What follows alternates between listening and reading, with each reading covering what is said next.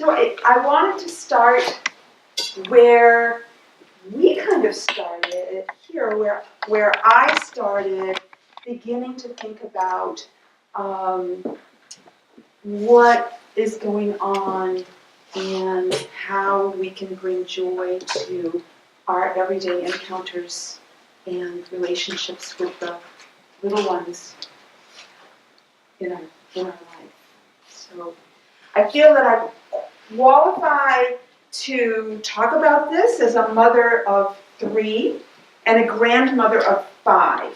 I've been down this road, and been down this road with multiple personalities and temperaments and individual roads to travel. And so I hope that that gives me some, that you can take me somewhat seriously based on that. So I'd like to read a piece that came to my attention through Facebook. Now, I resisted for a very long time being on social media. But then, when people kept coming up to me and saying, oh, I understand this daughter's doing this, or this daughter's doing that, or I understand some of my daughters are Beth and Caitlin, and then I have a son, Scott. So, I understand Beth was in Uganda last week. Well, I kind of knew that because I was with her children, but I didn't know what she was doing in Uganda that everybody else seemed to know.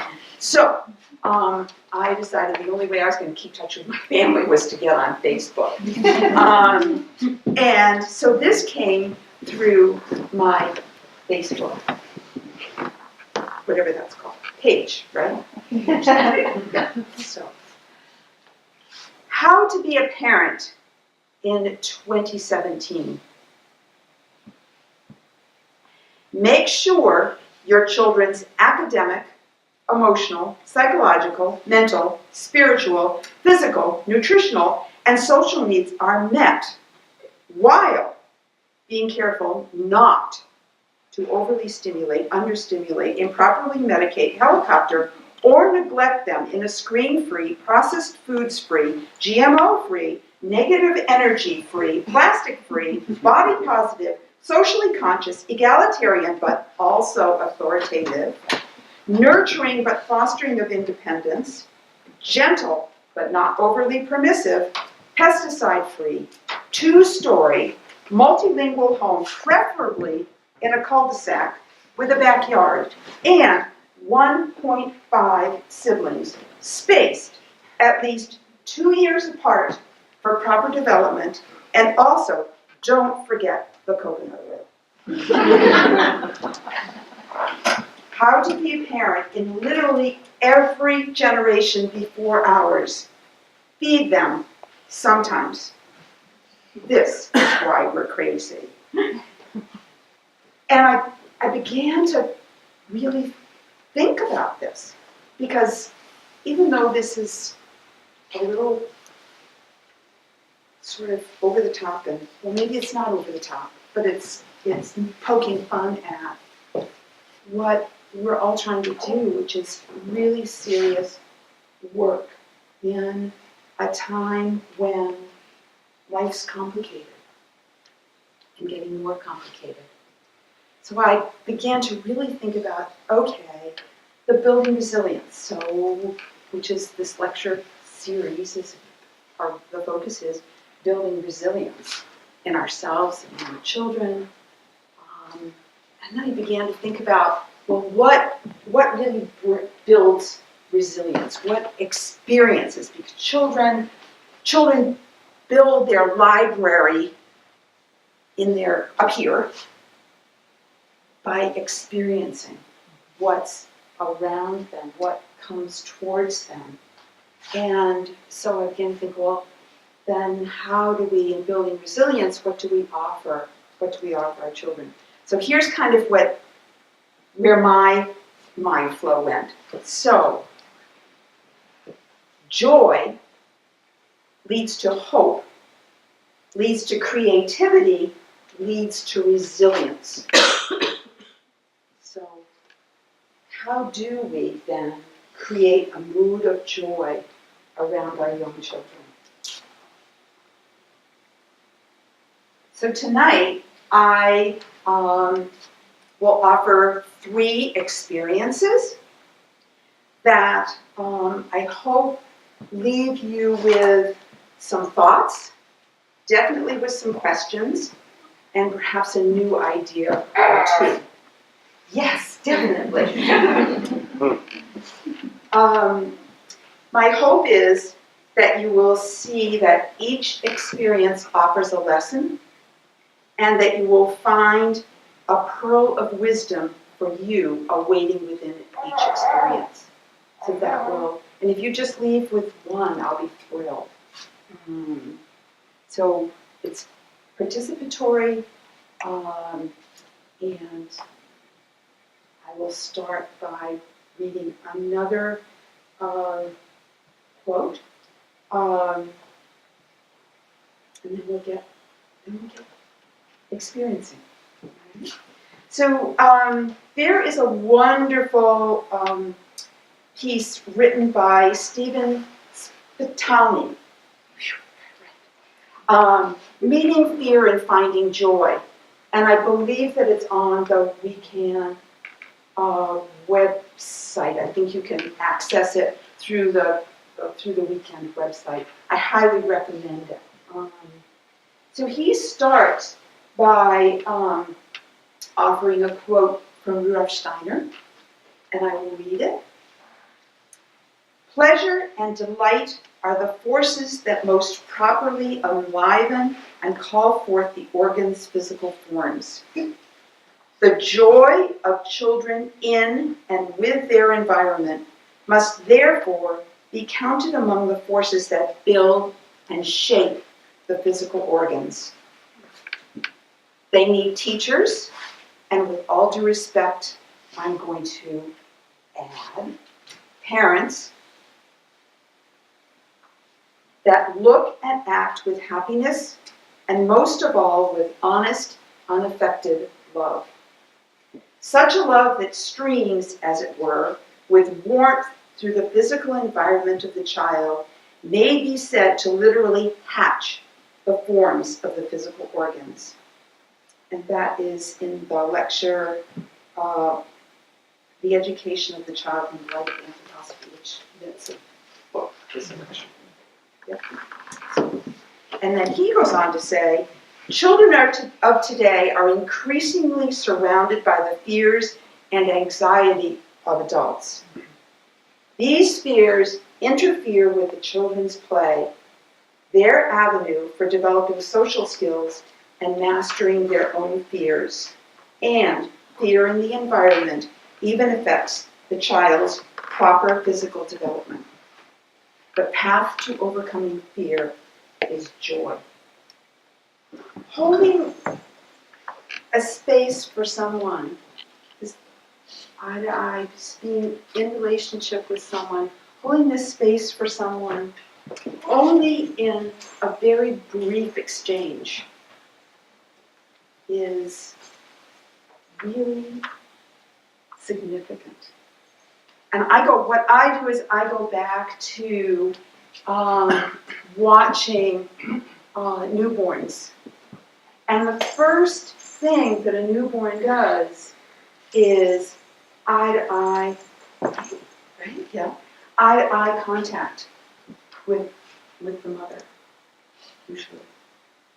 And is looking immediately for an encounter with another. And it's just amazing to see, to watch that.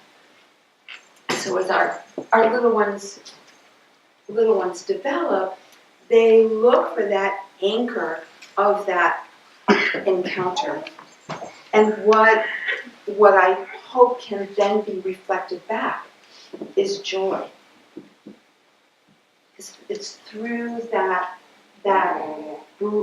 sometimes it's brief, sometimes it's a little longer, that the experience of joy in the meeting of the other builds a trust in the child that the world is good and I will be next. And I don't think we ever outgrow that. I've noticed while I've been here, I live in a really small town, really small, and so I don't get out and about with a lot of people, a lot, sort of. And what I notice here is that almost every person that I walk by or meet somewhere has met me eye to eye with a smile and greeted me. And that has been so amazing. So amazing. And has just bolstered it. It's taken, what it has done, it has helped me deal with the fear of standing in front of all of you and presenting something. And so that this joy is a part of overcoming the fear, overcoming the angst about what's going on. So I call them joy-filled encounters. And there was laughter and joy, and even though there was a bit of anxiousness and ooh, this is really out of my comfort zone. We were all giggling. We were all joy-filled.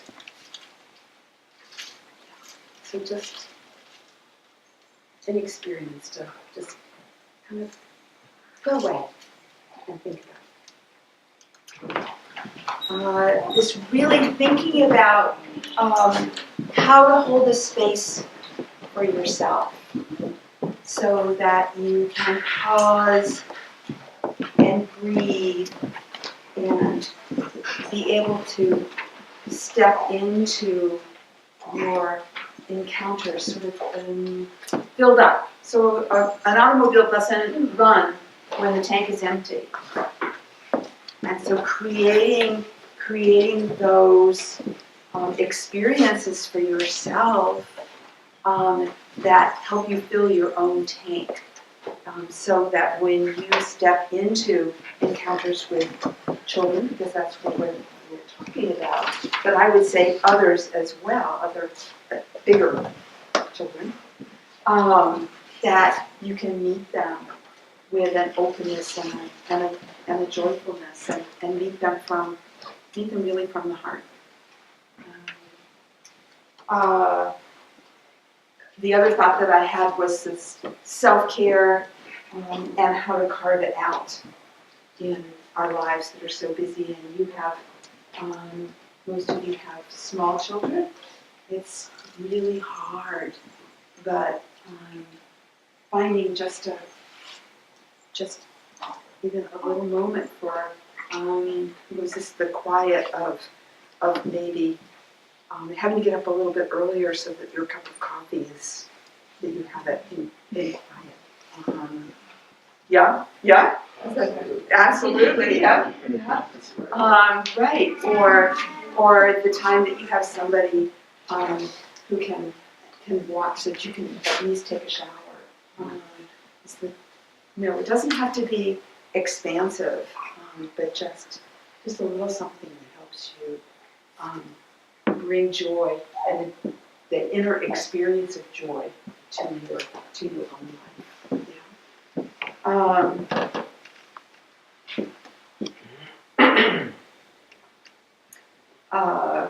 Filling your tank, energizing your creative forces through the experiences of joy. So I think that's kind of the same thing as filling up your own tank, but we're constantly, and again, if we're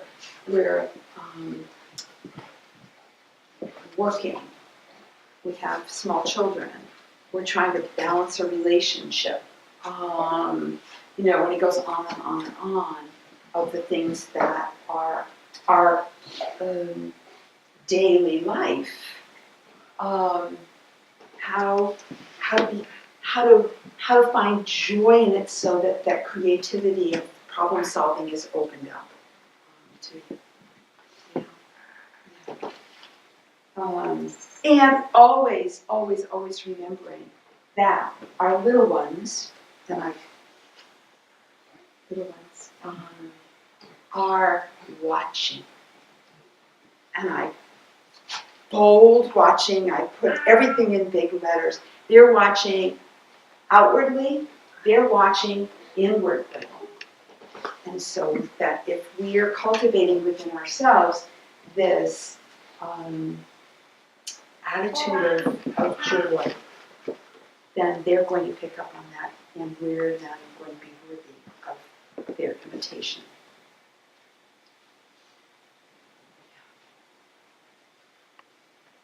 So, one more experience. And I think I'll just tell a few stories before we plunge into. A piece of my retirement work is doing home visiting, supporting families who have had a neonatal intensive care unit experience, either due to prematurity or birth trauma. And the program that I work in bridges the NICU and home. So at the moment, I'm working with a woman from Uganda whose baby was born at 26 weeks and had a 4-month course in the NICU, which was really rocky. It was not a straight course this way, but it was this kind of course. And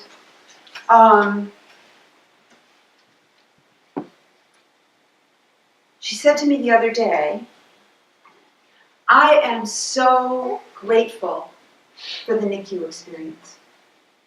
I said, tell me more. But she said, well, I had 4 months to get to know my baby and who she is. And I wouldn't have gotten that. If she had been born full term, I would go home in a day or two and be plunged right back into my life. Whereas all I had to do in the NICU was, when I was able to, do skin to skin with her, sing to her, talk to her, read to her, touch her when it was safe enough to do so. And that's all I had to do. And I am so grateful for that. And so filled with joy. And this baby radiates it. The relationship between them. This baby is now almost 4 months corrected baby. So 4 months from her expected due date, or due, yeah. And she is she just looks at you and she just smiles. And so she's joyful in her encounter with the other. And this mother is just so appreciative of that. And it's really that mom has filled up. So we said, well, how did you do this? Because there are, the whole story is really complicated. And she just said, I just trusted and I held out hope. And that was what she's able to bring. And she said, I was able to rewrite my story, because it would be so easy to go in another direction with that, and be angry and just really sunk in some fear-based feelings. But I chose to rewrite the story So another story that could have been written one way, but in this case, it's my own story. Chose to rewrite it and find the joy and the humor in it, which shifted a whole lot. So I have 5 grandsons. I have a 15-year-old grandson who just started High Mowing High School, which is a Waldorf high school in Wilton, New Hampshire. And so convocation, and his mother does an awful lot of international travel. So she was away. Convocation, the first convocation, and his grandmother offered to go with him. And, but I didn't have a sense of what this was about, and I was depending upon my 15-year-old grandson, silly me, to inform me of what was required, what was expected. So the first mistake was that we arrived, thank goodness, early. My grandson, in his usual garb, some sort of t-shirt, and athletic shorts, and flip-flops. Well, I hadn't been told that this was one of monthly dress-up nights. So young men in ties and jackets, and young ladies in really nice dresses start appearing. And I said, Oliver, I think we got a problem here. And so we drove home, and he changed, and we went back. So we had dinner, and then there was the speaker themselves, this is all, he's a freshman, he's 15. Something happens to brain matter at 15.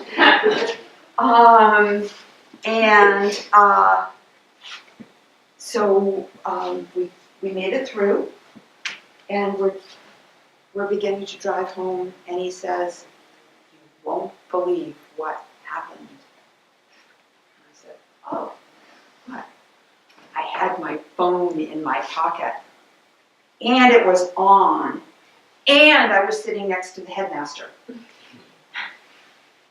Now, I could have written that story as like, what were you thinking? You know, this is, you know, you should have, right, known better than to.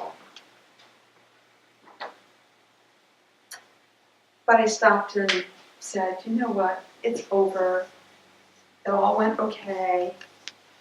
How can I hear him with some lightness and joy, at the same time have him learn the lesson that he needed to learn, which was, don't have your phone with you, let alone sitting next to the headmaster, let alone having it be on.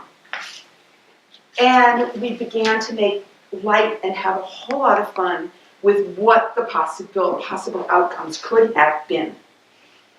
And we laughed the 20-minute ride home because it was really, really hysterical. The scenarios that we came up with. I doubt very much that he will have his phone with him again. And we could have had a really serious disciplinary kind of, but it was kind of like our encounter with each other, making faces, that our encounter lightened both of us. We still accomplished what needed to be accomplished, and that was a lesson learned. But anyway, so that's kind of a personal example that I thought of that's rewriting a story. This is part of part of a piece that's at the very end of the article that I referenced when I first started. So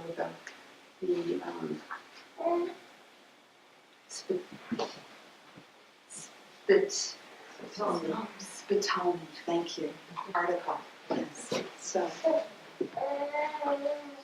no heaven can come to us unless our hearts find rest in it today. Take heaven. No peace lies in the future which is not hidden in this present instant. Take peace. The gloom of the world is but a shadow. Behind it, yet within our reach, is joy. Take joy.